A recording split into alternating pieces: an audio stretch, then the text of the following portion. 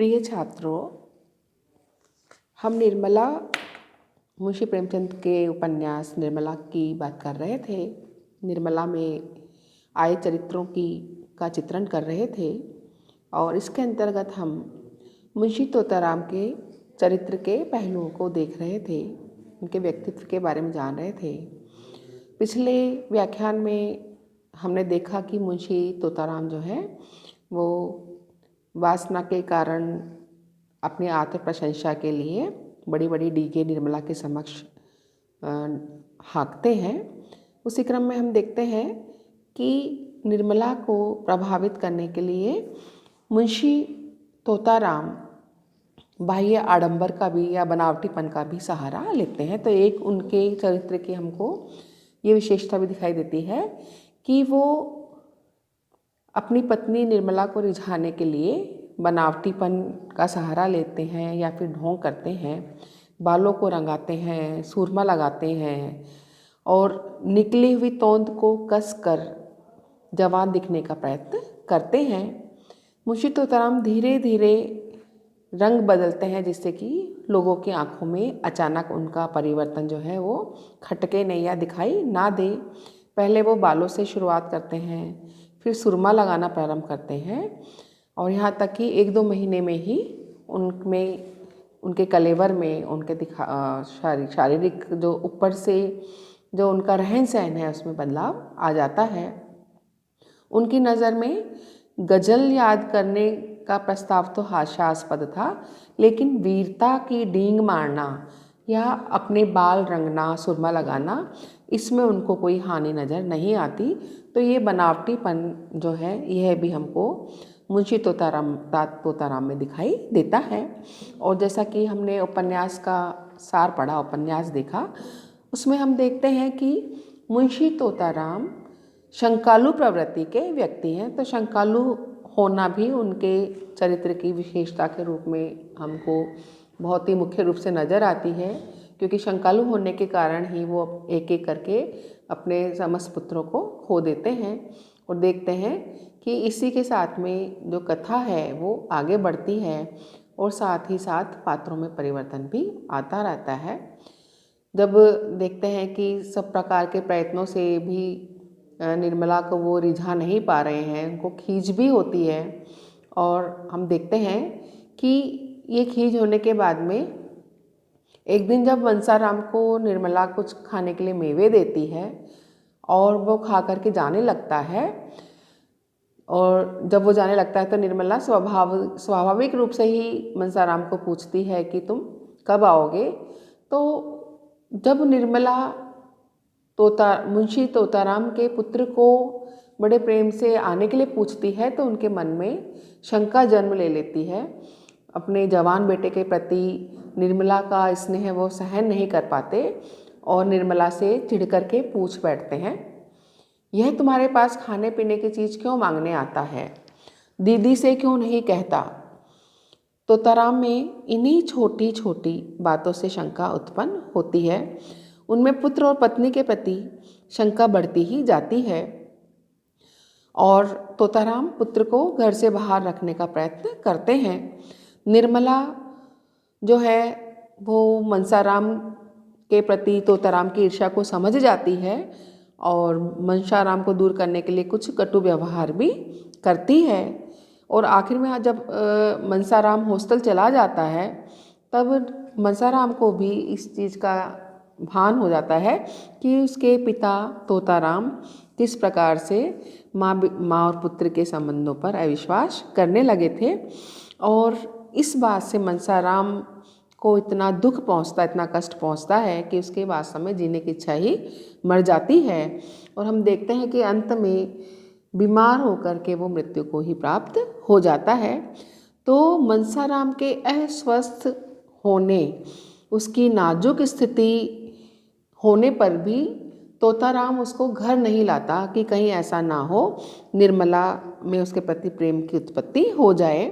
तो यहाँ पर हम देखते हैं कि जो मुंशी तोताराम है उनमें कितनी उनकी शंकालु प्रवृत्ति है कि इस शंकालु प्रवृत्ति के कारण वो अपने अस्वस्थ पुत्र को भी हॉस्टल से घर नहीं लाते, अपितु मन ही मन सोचते हैं कि किसी प्रकार से ये हॉस्टल से घर आने की बजाय इसको हॉस्पिटल में ही भर्ती करवा दिया जाए।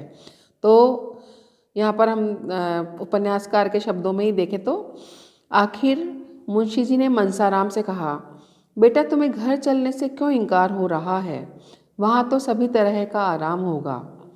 मुंशी जी ने कहने को तो यह बात कह दी, लेकिन अंदर से डर रहे थे कि कहीं मनसाराम चलने पर राजी न हो जाए।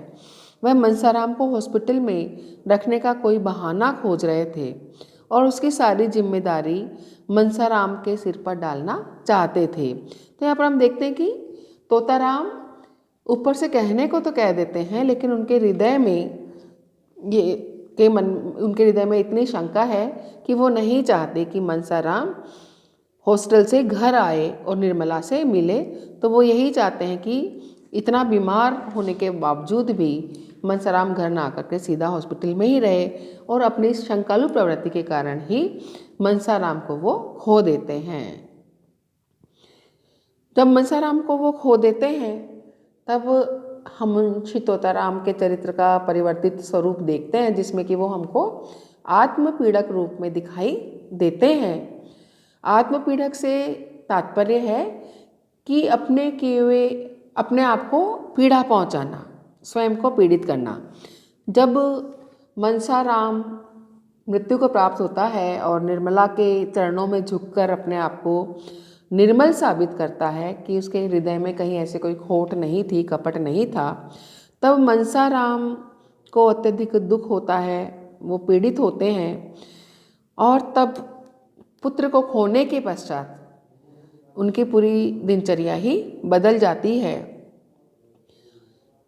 मनसाराम को खोने के बाद में तोताराम बदलता है, उसके स्वभाव में परिवर्तन होता है या उसकी शंका का समाधान होता है, लेकिन तब तक बहुत देर हो चुकी है। अगर वो पहले से ही अपनी शंका का निवारण कर लेते तो उसका घर बर्बाद होने से बच जाता।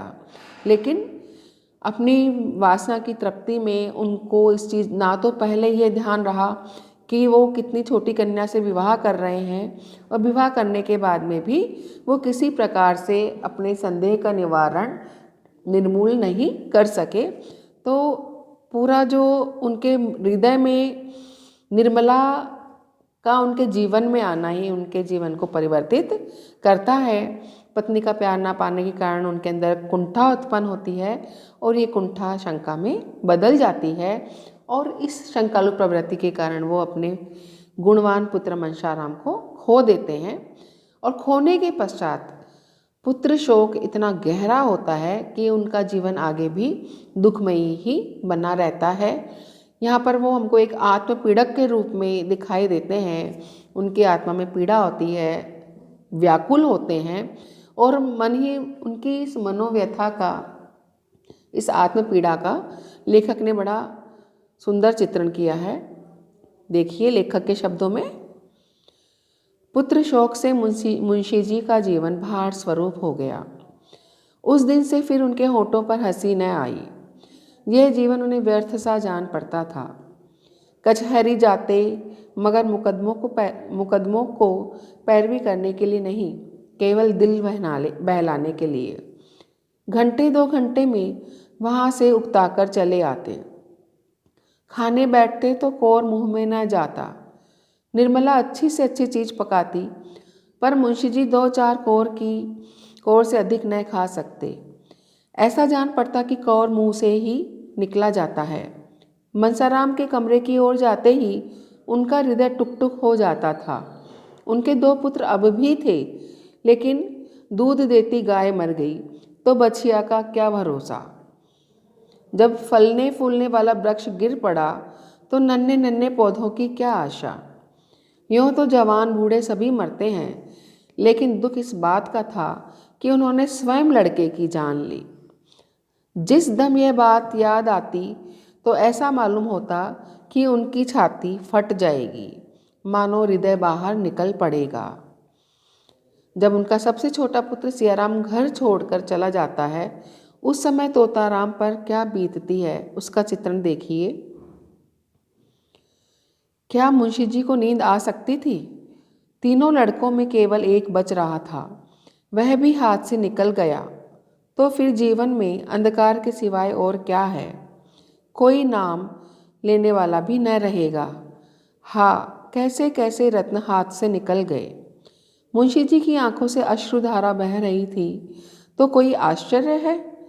उस व्यापक पश्चाताप, उस सघन ग्लानि तिमिर में आशा की एक हल्की सी रेखा उन्हें संभाले हुए थी। किस क्षण यह लुप्त हो जाएगी, कौन कह सकता है? उन पर क्या बीतेगी?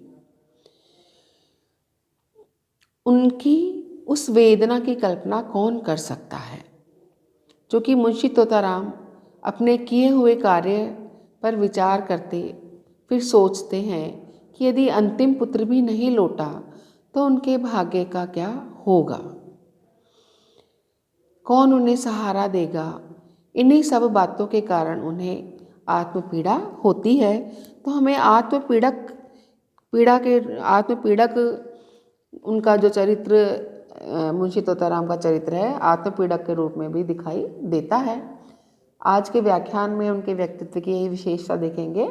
इस व्याख्यान को यहीं समाप्त करते हैं। अगले व्याख्यान में हम उनके अन्य पहलुओं को, अन्य चारित्रिक गुणों को देखेंगे। नमस्कार, नमस्ते।